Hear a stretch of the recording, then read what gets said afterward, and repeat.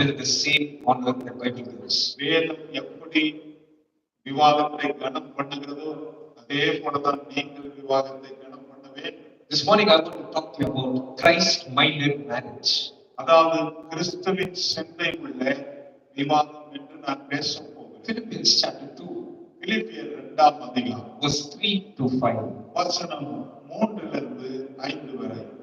ஒன்றையும் வாதினாலாவது வீண் பெருமையினாலாவது செய்யாமல் மனத்தாழ்மையினால ஒருவருக்கொருவர் தங்களிலும் மேன்மை உள்ளவர்களாக என்ன கடவீர்கள்.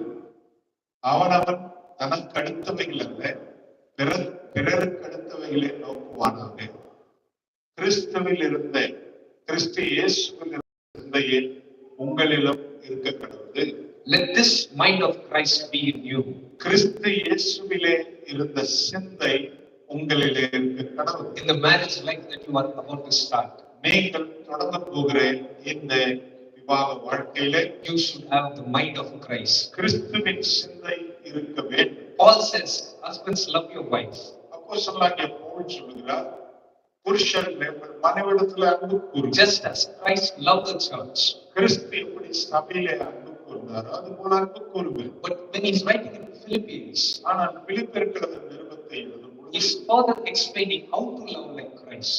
எப்படி கிறிஸ்துவை போன்று நேசிக்க வேண்டும் என்பதை தான் எழுதுகிறார். And he's mentioning a few things here. இங்கே சில காரியங்களை இங்கே சொல்லுகிறார். He's saying how to love like Christ. எப்படி கிறிஸ்துவை போல நேசத்தை அன்பை காட்ட வேண்டும். In the verses that we read now, நாம் படித்த வேத வாக்கியங்களில் you can find 4 characters of Christ. கிறிஸ்துவின் 4 குணாதிசயங்களை பார்க்கிறோம். And that is how the husband should love the wife. அப்படிதான் புருஷன்மார்கள் மனைவிமார்களை நேசிக்க வேண்டும். And that is how wife should honor and love the husband. அப்படிதான் மனைவிமார்கள் புருஷனை கனம் பண்ண வேண்டும். So what is it to love like Christ? பாருங்கள், கிறிஸ்துவை போன்று நேசிக்கிறது என்றால் என்ன?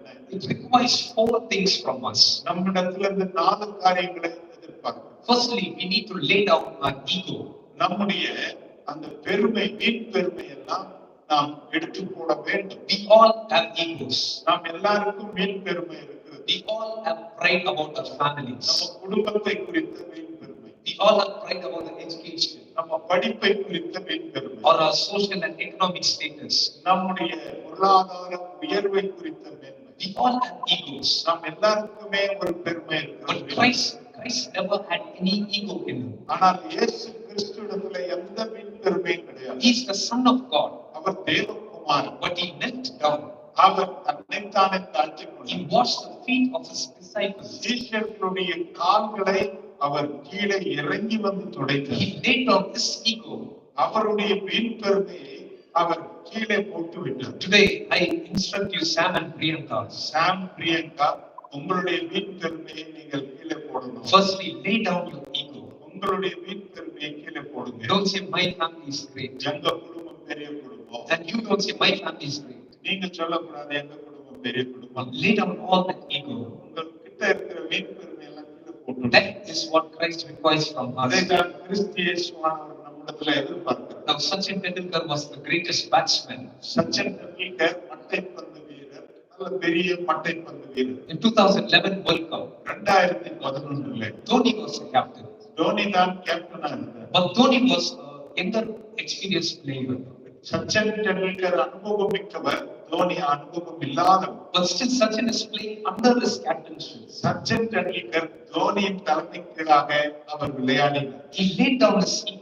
அவருடைய வீண் பெருமையை அவர் கீழே போட்டுவிட்டு விளையாடி. We can learn so many things from the world. உலகத்தாரிடத்திலிருந்து அநேக தாழ்மை நாம் But கற்றுக்கொள்வோம். we as children of God, நாம் கர்த்தருடைய பிள்ளைகளாக இருக்கிறோம். today lay down your ego. உங்களுடைய வீண் பெருமை எல்லாம் கீழே போட்டு. Don't carry it like a flag and parade it around. அதாவது ரொம்ப பேர் எப்படி கொடியை தூக்கிட்டு ஓடுறாங்களோ அது மாதிரி வீண் பெருமையை தூக்கிட்டு ஓடக்கூடாது. You both come from different families. நீங்கள் 2 பேருமே வித்தியாசமான குடும்பத்திலிருந்து வந்திருக்கிறவர்கள். You both grew up in different backgrounds. 2 பேருமே வித்தியாசமான பின்னணியிலே வளர்ந்தவர்கள். And no family is perfect. எந்த குடும்பமும் உலகத்திலே பூரணம் கிடையாது. No person is perfect. எந்த நபரும் பூரணம் கிடையாது. So lay down your ego. உங்களுடைய வீண் பெருமை எல்லாம் கீழே போட்டு. Sam, look at her சாம், உன்னுடைய மனைவி பிரியங்காவை பாருங்க. and say, I am not perfect. நான் பூரணர் அல்ல என்று சொல்லுங்க. And Priyanka, look at him and say, I'm not Priyanka perfect. அதே போல சாமி